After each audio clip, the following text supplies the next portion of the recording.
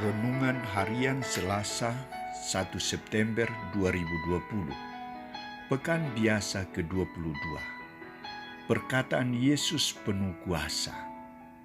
Bacaan pertama diambil dari surat pertama Rasul Paulus kepada jemaat di Korintus, bab 2 ayat 10b sampai 16. Dan bacaan Injil dari Injil Lukas, bab 4 ayat 31 sampai 37. Saudara-saudariku terkasih, seringkali orang kagum dengan para pesulap, karena pesulap menampilkan suatu seni pertunjukan yang dapat membuat heran penontonnya akan rahasia di balik permainannya. Sulap semata-mata hanyalah permainan kelihayan tangan dan manipulasi seorang pesulap. Seorang pesulap dikagumi karena permainan kelihayannya. Bagaimana dengan Yesus?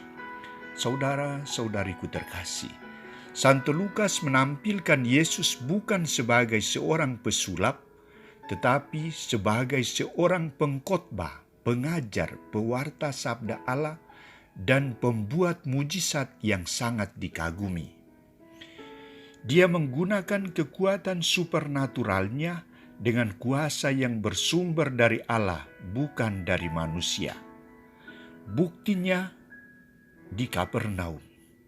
Sasaran kehadiran Yesus di Kapernaum ada dua, yakni pertama, ia tampil dengan penuh kuasa.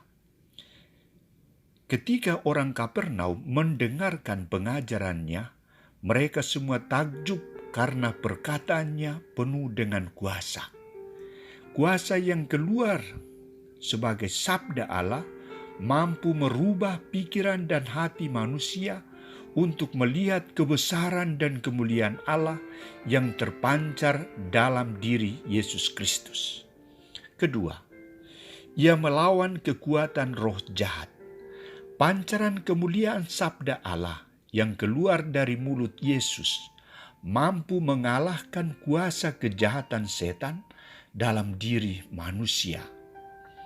Ketika orang yang kerasukan setan mulai berteriak, "Hai engkau Yesus orang Nazaret, apa urusanmu dengan kami? Engkau datang hendak membinasakan kami. Aku tahu siapakah engkau, yang kudus dari Allah."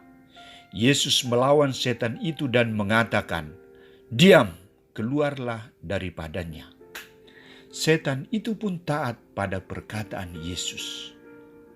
Dua tindakan Yesus ini membuktikan bahwa perkataannya penuh kuasa dan mampu membebaskan manusia dari tekanan-tekanan yang melumpuhkan. Saudara-saudariku terkasih, apakah kita juga percaya bahwa perkataan Yesus penuh dengan kuasa? Apakah kita yakin dan percaya bahwa sabda Tuhan yang kita baca dan dengar dari dan dalam kitab suci, baik perjanjian lama maupun perjanjian baru, memberikan kekuatan kehidupan, kekuatan harapan baru, kekuatan penuh cinta kasih yang menyejukkan hati kita? Santo Hieronymus berkata, "Siapa mengenal kitab suci, ia mengenal Allah. Siapa mengenal keempat Injil, ia mengenal Yesus Kristus dan segala perbuatannya."